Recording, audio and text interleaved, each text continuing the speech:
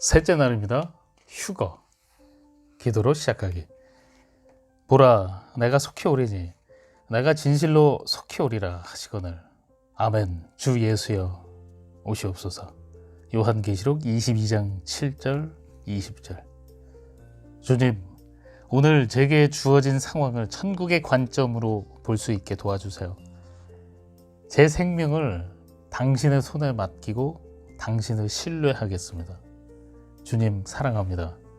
주님의 얼굴을 마주 배울 날을 손꼽아 기다립니다. 외울 말씀. 이는 내게 사는 것이 그리스도니 죽는 것도 유익함이라. 빌립보서 1장 21절.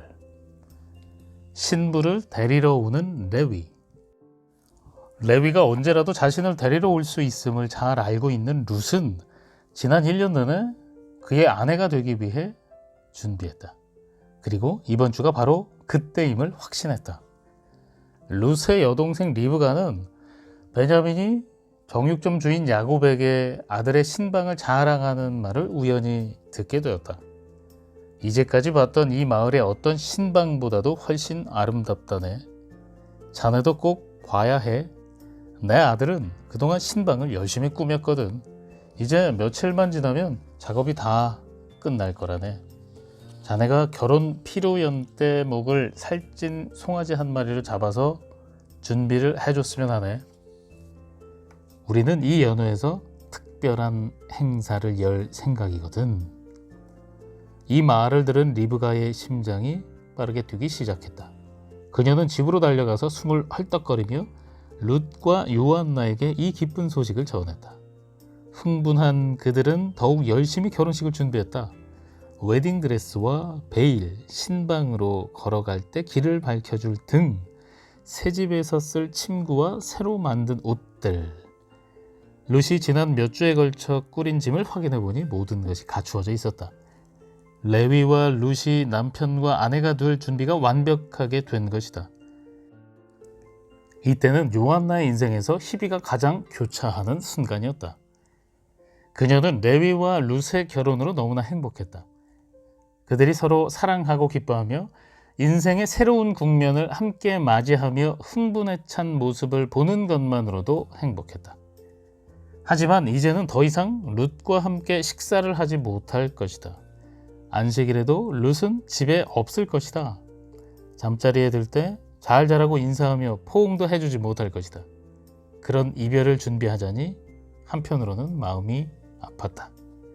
짐을 꾸린 마지막 상자의 뚜껑을 닫으면서 요한나는 뺨에 흐르는 눈물을 훔쳤다. 그들을 보내야 할 때였다. 자신의 아들과 자신이 보살펴온 소중한 소녀는 가정을 세우는 성숙한 책임을 짊어질 준비를 마쳤다. 요한나는 숨을 깊이 들이쉰 후 어깨를 곧게 펴고서 씩씩하게 미소 지었다.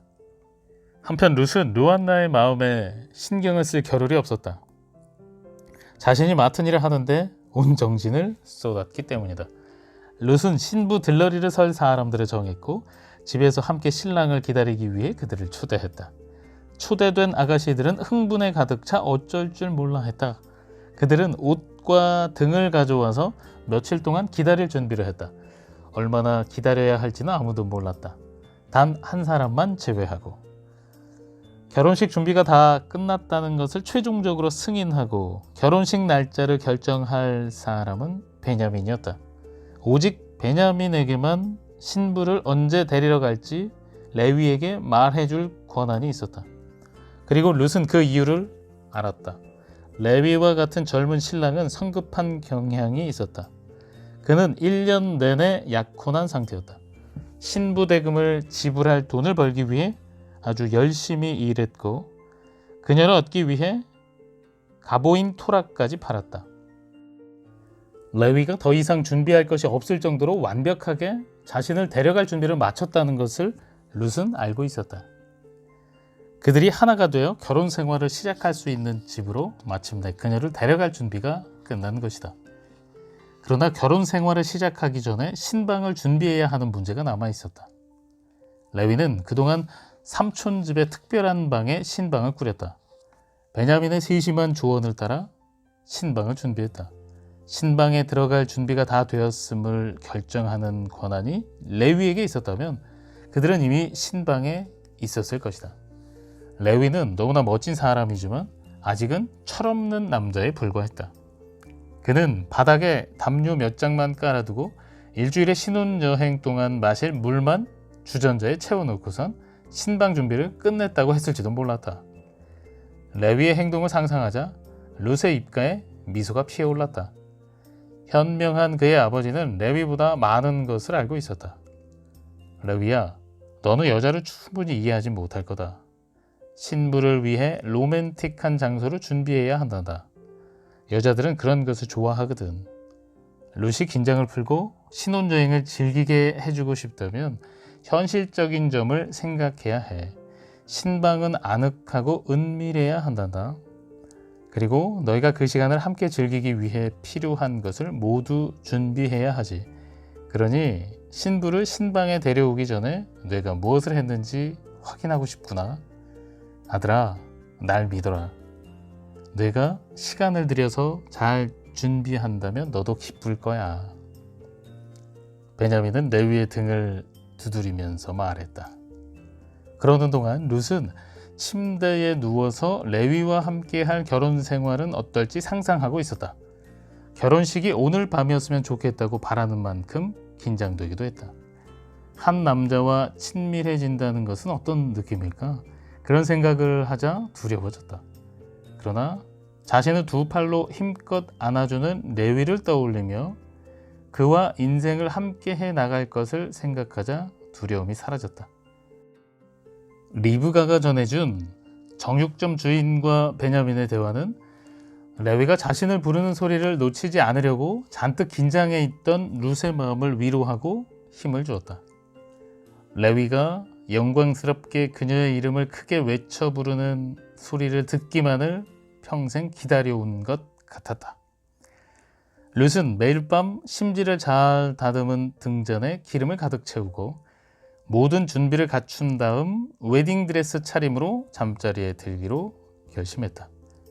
그녀는 머리카락이 엉키지 않게 베개 위에 머리를 가지런히 펼쳤다.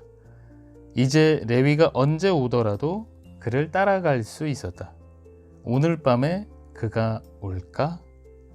룻이 이런 몽상에 빠져 있는 동안 레위는 밤늦게까지 일했다. 마지막으로 베개를 제자리에 놓고 싱싱한 꽃을 예쁘게 꽂으며 모든 준비를 마쳤을 때 베냐민이 신방을 점검하러 들어왔다. 주위를 둘러본 베냐민은 때가 되었다는 것을 깨달았다. 그의 아들은 이제 성인이 되었고 유대 남자라면 마땅히 가져야 할 권리와 특권을 받을 자격을 갖추었다. 레위, 기대 이상으로 잘해주었구나. 베냐민이 레위를 바라보고 눈을 반짝거리며 말했다. 오늘 밤에 가면 되겠구나. 아주 훌륭하게 준비했어. 더 이상 할 일이 없구나. 이제 신부를 데리러 가거라. 감사합니다, 아버지. 레위는 재빠르게 옷을 입고 수염을 다듬었다. 그리고 결혼식 예복으로 마련해둔 특별한 옷을 입고 친구를 찾으러 갔다. 결혼 소식이 집집마다 빠르게 퍼졌다. 곧 마을 전체가 그 소식으로 들썩거렸다. 오늘 밤 레위와 룻이 결혼식을 올린다. 손에 횃불을 들고 레위의 집에 모인 젊은 남자들 사이에 흥분이 고조되었다. 사람들이 한밤중에 길을 따라 줄지어 룻의 집으로 향했다. 그 행렬을 이끌던 레위는 몸을 돌려 뒤따라오는 친구들에게 조용히 하라고 말했다. 우리는 몰래 가야 해. 그러니 조용하게 재빨리 움직이자.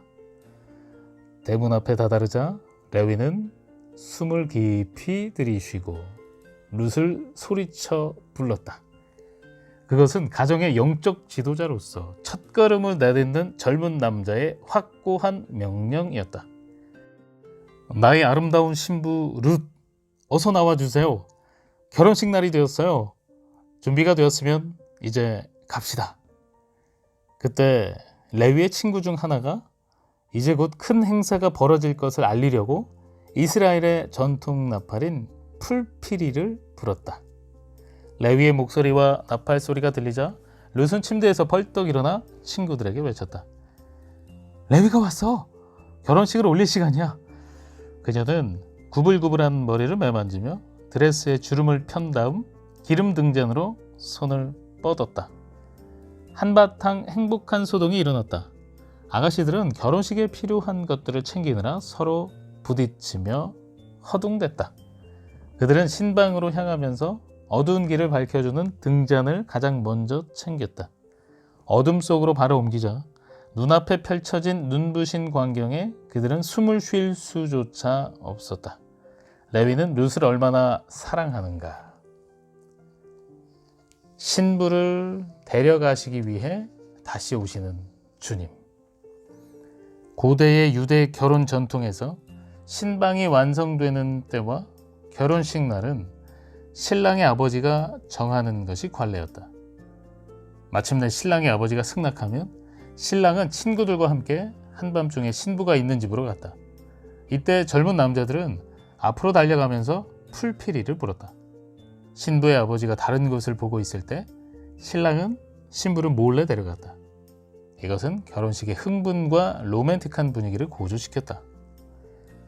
이 땅에서 우리의 삶은 일종의 긴 약혼 기간이라고 볼 수 있다. 기다리는 시간이 너무 길어서 때로는 천국의 신랑이 오지 않을 것 같은 생각도 든다. 시험과 고통과 혼란이 끝나지 않을 것 같아 보이기도 한다. 그러나 이럴 때 용기를 주는 말이 있다. 이 모든 것은 아주 잠깐일 뿐이라는 것이다. 당신이 그리스도의 신부라면 어느 날 모든 것이 제자리로 돌아오는 것을 볼 것이다. 천국에 갈 때 당신의 모든 눈물이 씻길 것이다. 모든 관계가 올바르게 될 것이다.